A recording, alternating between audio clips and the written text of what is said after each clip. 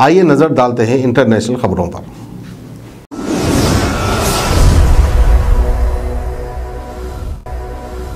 सच news के बैनुल-अक़वामी खबरनामे में आपका इस्तकबाल है। और आज की सबसे बड़ी खबर आ रही है अमेरिका से, जहां पर अमेरिका के फर्टिलाइजर प्लांट में आग लगी है। यहां पर 600 टन अमोनियम नाइट्रेट मौजूद था। आसपास रहने वाले 6000 लोगों को वहां से निकाला गया है। अमेरिका में नॉर्थ कैरोलिना के विस्टन सालिम राज्य में मंडे रात को एक फर्टिलाइजर प्लांट में आग लग गई, जिसके बाद प्लांट के 1 किलोमीटर दायरे से 6000 लोगों को निकाला गया। हादसे के वक्त प्लांट में 600 टन से ज्यादा अमोनियम नाइट्रेट मौजूद था, लेकिन गनीमत रही कि ना तो किसी की जान गई और ना ही कोई घायल हुआ। अभी तक आग लगने की वजह से पता नहीं चल सका है कि इसके पीछे की वजह क्या थी। हादसे के वक्त प्लांट में 600 टन अमोनियम नाइट्रेट था। अगर इसमें विस्फोट यानी ब्लास्ट हो जाता तो बहुत बड़ी तबाही हो सकती थी। इसके पहले 2013 में टेक्सास के एक प्लांट में 240 टन अमोनियम नाइट्रेट में ब्लास्ट हुआ था, जिसके बाद इलाके में 200 घर तबाह हो गए थे और 15 लोगों की मौत हो गई थी। फिलहाल अगर बात इस मामले की करें तो फायर ब्रिगेड की टीमें लगातार काबू पाने की कोशिश कर रही हैं हालात पर। इस काम को लेकर आसपास के लोग भी काफी मदद में जुट रहे हैं। वहीं अगर बात मालदीव की करें तो हिंदुस्तान के खिलाफ फिर जहर उगल रहे हैं मालदीव के पूर्व राष्ट्रपति अब्दुल्ला यामीन। उनका कहना है कि इंडिया आउट कैंपेन को रोका नहीं जा सकता। मालदीव के पूर्व राष्ट्रपति अब्दुल्ला यामीन लगातार हिंदुस्तान के खिलाफ जहर उगल रहे हैं। अब उन्होंने कहा है कि मालदीव में हिंदुस्तान सैन्य कर्मियों को बाहर निकालने का अभियान इंडिया आउट को रोका नहीं जा सकता। उन्होंने कहा है कि हिंदुस्तान समेत किसी भी देश के सैन्य कर्मियों और सैन्य अधिकारियों को मालदीव में तैनात नहीं किया जा सकता। अब्दुल्ला यामीन ने कहा है कि सत्ताधारी सरकार इंडिया आउट अभियान का आधुनिकीकरण है। सरकार ने बाकी देशों के साथ भी संबंधों को नकारात्मक रूप से करने के लिए गतिविधियों के लिए रोक लगा दी है, लेकिन हम सरकार के साफ कहना चाहते हैं कि इंडिया आउट अभियान को रोका नहीं जाएगा। यामीन ने मालदीव के राष्ट्रपति इब्राहिम मोहम्मद सोलेह को वार्निंग देते हुए कहा है कि इंडिया आउट आंदोलन पर अगर रोक लगाने वाला कोई भी कानून बना तो वो माना नहीं जाएगा। सोली सरकार कानून पारित कर सकती है, लेकिन इस आंदोलन को नहीं रोक सकती। ये हमारा मौलिक अधिकार है। यामीन से मालदीव सरकार से पूछा है कि सरकार बताए कि इस आंदोलन से कैसे खतरा था।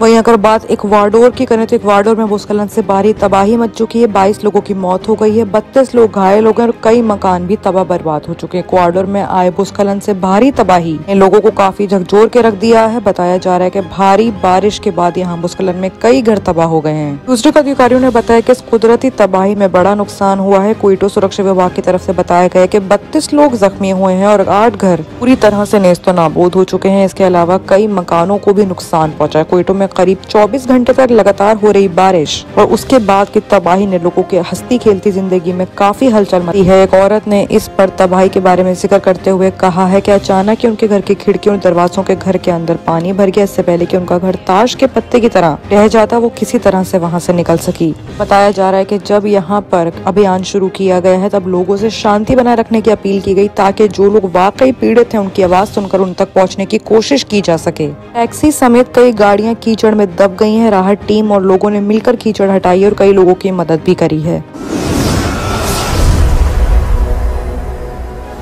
अगर बात पाकिस्तान की करें तो किसानों ने पाकिस्तान प्रांत को धमकी दी है। 20 फरवरी तक की मोहलत भी मिली है, वरना उन्होंने कहा है कि वो हड़ताल कर देंगे। किसानों ने धमकी दी कि अगर उनकी मांगे पूरी नहीं की गई तो वो हड़ताल कर देंगे। ये मामला पाकिस्तान का है। पाकिस्तान में परेशान किसानों ने धमकी दी है कि पंजाब की सरकार उनकी मदद करे। किसानों के इत्तेहाद अवामी पार्टी ने कहा है कि पंजाब प्रक्षेत्र में जिन परेशानियों का किसान सामना कर रहे हैं, अगर उन्हें नहीं सुलझाया गया तो वो हड़ताल पर चले जाएंगे।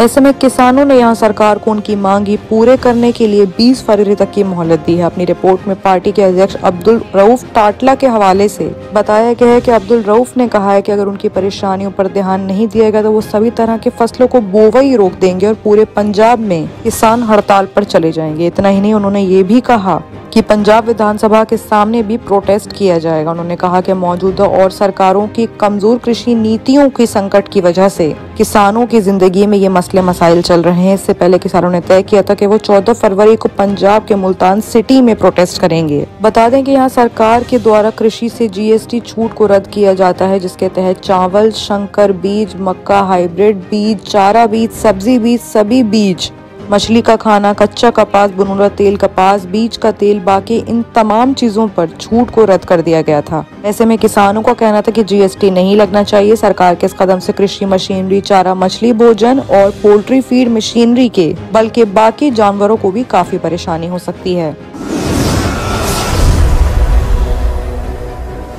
वहीं बात अगर यूएई की करें तो यूएई के बाद बहरीन में भी अब भव्य मंदिर बनेगा। जमीन देने के लिए प्रधानमंत्री नरेंद्र मोदी ने थैंक्स कहा है। प्रधानमंत्री नरेंद्र मोदी और बहरीन के क्राउन प्रिंस सलमान बिन हमद अल खलीफा के बीच फोन पर बातचीत हुई है। इस दौरान पीएम ने मंदिर के लिए जमीन देने के लिए क्राउन प्रिंस को धन्यवाद कहा है। साथ ही दोनों नेताओं ने संबंधों की समीक्षा भी की है। प्रधानमंत्री नरेंद्र मोदी ने ट्यूसडे को बहरीन के क्राउन प्रिंस और प्रधानमंत्री सलमान बिन हमद अल खलीफा से बात की है। इस दौरान उन्होंने दोनों देशों के संबंधों को सुरक्षित करने के लिए, बिजनेस के लिए और उन दोनों के बीच के संबंधों को बढ़ाने के लिए बिजनेस इकोनॉमिक साइड से, इसके अलावा मोदी ने बहरीन में बनने वाले स्वर्णमण्य मंदिर के लिए भूमि आवंटन पर क्राउन प्रिंस को धन्यवाद दिया है। पीएमओ के मुताबिक प्रधानमंत्री मोदी ने कोरोना महामारी के दौरान बहरीन में रहने वाले हिंदुस्तानी समुदाय के लोगों को बहुत अच्छे से ख्याल रखने के साथ उनकी सामाजिक और सांस्कृतिक जरूरत को पूरा करने के लिए बहरीन के प्रति आभार जताया है। इतना ही नहीं, प्रधानमंत्री नरेंद्र मोदी ने बहरीन के सुल्तान हमद बिन ईसा अल खलीफा को शुभकामनाएं प्रेषित की हैं और प्रधानमंत्री सलमान बिन हमद अल खलीफा को हिंदुस्तान आने के लिए इनवाइट भी किया है।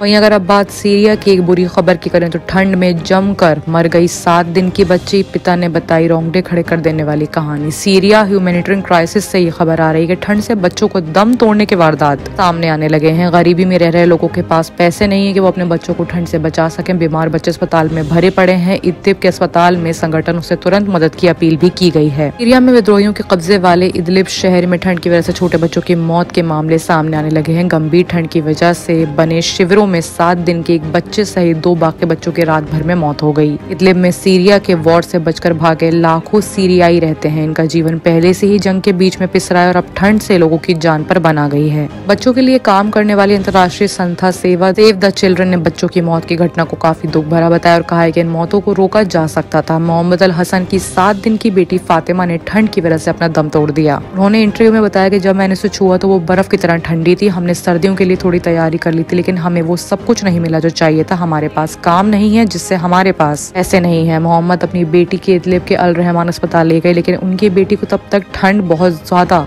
नुकसान पहुंचा चुकी थी और उसे बचाया नहीं जा सका। मोहम्मद का परिवार 7 साल पहले दक्षिणी अलेप्पो शहर में इदलिब आया था और टेंट में जीवन गुजार रहा था। पिछले 2 हफ्तों में कड़ाके की ठंड ने उत्तर पश्चिम सीरिया में तबाही मचा दी। इस इलाके में सीरिया की बशर अल असद सरकार की सेना भागने वाले 40 लाख से ज्यादा सीरियाई हैं जिन्हें आईडीपी कहा जाता है। इनमें से लगभग 17 लाख लोग टेंट वाली बस्तियों में रहते हैं। ये तमाम खबरों के लिए देखते रहिए Sach news. Germantown hospital orthopaedic से मुताल्लिक हर मरीज यहाँ शिफायाब। इनाम याफ्ता doctor Mir Jawad Zar Khan, senior orthopaedic surgeon, advance operation theatre, ICU, digital x-ray, laboratory, physiotherapy, pharmacy, sharing और प्राइवेट रूम्स, लेडी डॉक्टर्स और डॉक्टर अर्जुमन सुल्ताना गायनेकोलॉजिस्ट की खिदमात हासिल। वाजिबी फीस और मुकम्मल सहूलियात से हजारों मुतमईन। एम्बुलेंस से आरास्ता Germantown orthopaedic hospital, pillar number 150, Attapur, Hyderabad.